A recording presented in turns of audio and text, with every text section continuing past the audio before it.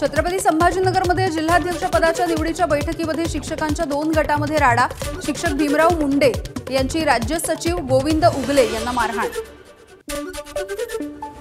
ठाण्यामधील एका नामांकित शाळेमध्ये शिक्षिकेकडून विद्यार्थ्यांना मारहाण होत असल्याचा पालकांचा आरोप। मनसेचे नेते अविनाश जाधव पालकांच्या सोबत शाळेत शिक्षिकेवरती कारवाई करणार असल्याची विश्वस्तांची माहिती।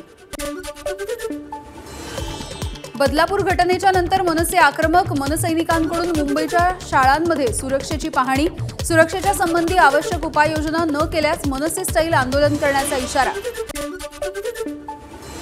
इक्बाल सिंह चहल यांची गृह विभागाचे अप्पर मुख्य सचिव म्हणून नियुक्ती। खनिकर्म विभागाचाही अतिरिक्त कार्यभार।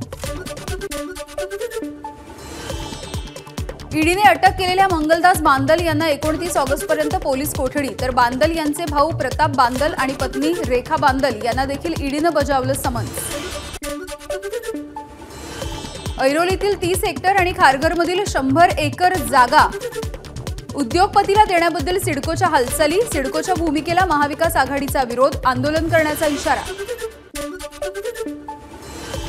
बदलापूर घटनेची बारामतीच्या दौंडमध्ये पुनरावृत्ती। मळदमधील शाळेमध्ये शिक्षकाकडून 3 ते 4 अल्पवयीन विद्यार्थिनींवरती अत्याचार।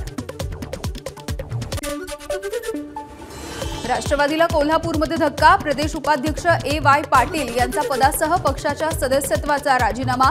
राधानगरी बुदरगड विधानसभा मतदारसंघामधून उतरणार विधानसभेच्या रिंगणात।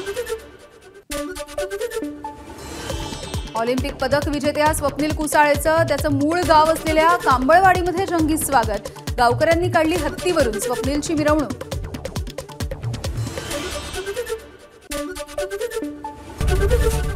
एबीपी माझा, उघडा डोळे बघा नीट।